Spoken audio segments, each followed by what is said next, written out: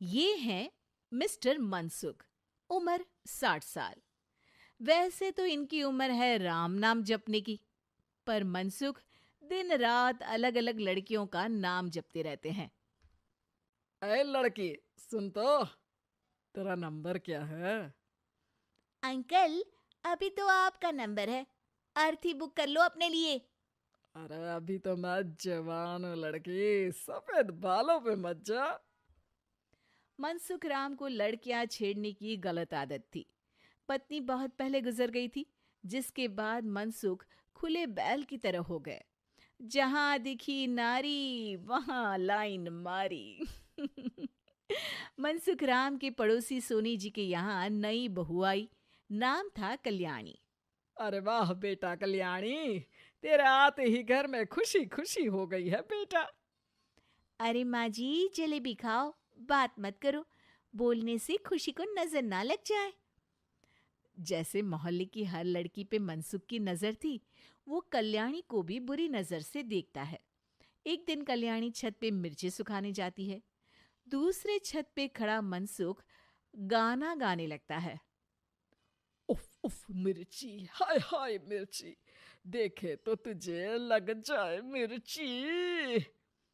कल्याणी को लगता है कि यूं ही गा रहे हैं, शौकिया तौर पर ये तो होता ही रहता है। एक दिन कल्याणी आंगन में पौधों को पानी दे रही होती है। फूल हूँ गुलाब का, चमेली का न समझना, आशिक हूँ मैं आपका, सहेली का न समझना। कल्याणी को ये बात बहुत अजीब लगती है, क्योंकि शायरी बोलते वक्त मनसुख उसी की तरफ देख रहा था।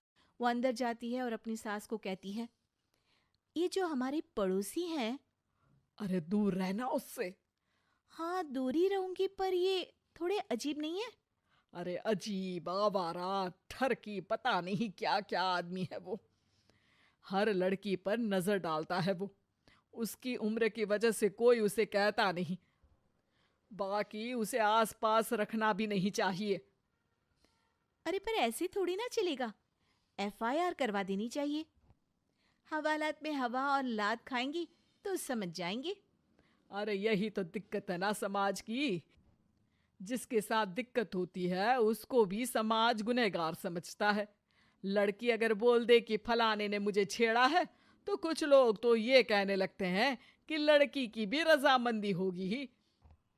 ये तो है, पर कुछ तो करना ही पड़ेगा। नहीं बेटा, कुछ मत कर। जबरदस्ती हम किसी से लड़ेंगे नहीं। हमारा परिवार इज्जतदार परिवार है। कीचड़ में जाएंगे तो हम भी तो गंदे हो जाएंगे ना। लेकिन सासू माँ, कीचड़ में जाए बिना गंदगी कैसे साफ होगी? अरे बेटा, मैं तो यही कहूंगी कि तू नई बहू है। अपना रुतबा बना बाकी औरतों में।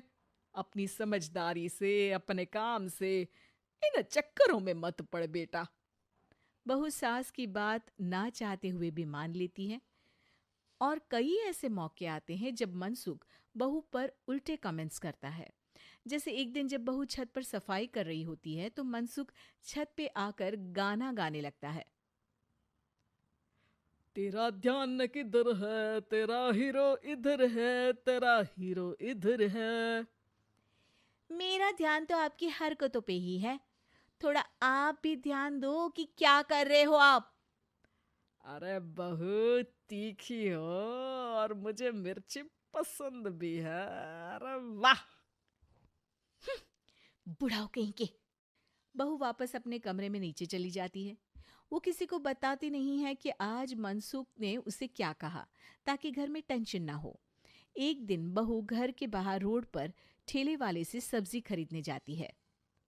भैया, प्याज के भाव कम करो ना, बिना प्याज काटे ही रुला दोगे वरना।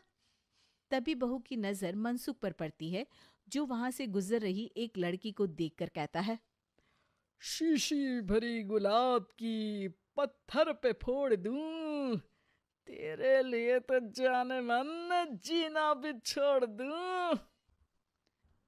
लड़की सहम जाती है।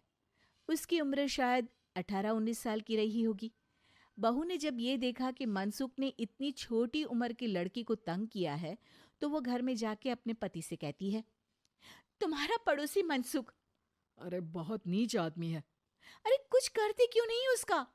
अरे मैं क्या करूं? पड़ोस में गंदगी है, हटानी तो पड़ेगी ना। मेरा साथ दोगे? दूंगा, लेकिन करना क्या है? हम फंसेंगे तो नहीं ना? डरो मत, अच्छे काम करने से डरना नहीं चाहिए। उस दिन कल्याणी अच्छे से तैयार होती है और मनसुख के घर जाती है। अरे वाह, आज तो घर में चांद उतर आया है। आपकी शायरी, आपके गाने मुझे यहाँ खींच लाए। शाम को मेरे पति और सास घर पर नहीं रहेंगे। आप मेरे घर आ सकते हैं चाय पीने। अरे जरूर जरूर, मुझे पता था तुम समझदार हो, पर इतनी जल्द मुझे पसंद करने लगोगी ये नहीं सोचा था। चाय पे इंतजार रहेगा। मनसुख शाम को कल्याणी के घर चला जाता है। आप बेडरूम में बैठिए, वहां चाय पियेंगे। अरे वाह बेडरूम में चाय मनसुख हंसता हुआ बेडरूम में जाता है और वहां का नजारा देख के घबरा जाता है। वहां पर मोहल्ले की वो सारी लड़कियां खड़ी हैं जिनको आज तक मनसुख ने छेड़ा था। कल्याणी भी बेडरूम में जाके दरवाजा अंदर से बंद कर लेती है। अब बेडरूम से सिर्फ डम डम डिशुम डिशुम की आवाज आती है और बीच बीच में मनसुख की चीखें भी सुनाई देती हैं।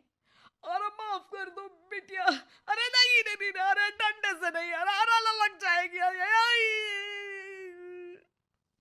बेडरूम का दरवाजा खुलता है और मनसुख की हालत एक लुटे फटे कौवे जैसी हो जाती है। किए की सजा तो मिलनी ही थी आपको, लेकिन आपकी और आपसे ज्यादा हमारी इज्जत का भी ख्याल रखना था। इसलिए इस बार शांति से धर धर के धरना किया हमने आपकी। अगर जरूरत पड़ी तो बाहर जुलूस भी निकाल सकते हैं। आप ऐसी गलती नहीं करूंगा, मुझे माफ कर दो। बहू मनसुख को बाहर छोड़ने जाती है। मनसुख अपने घर की तरफ बढ़ता है। वैसे आपको चाय कैसी लगी? मनसुख अपने दुखते गाल पे हाथ रख के कहता है। कड़क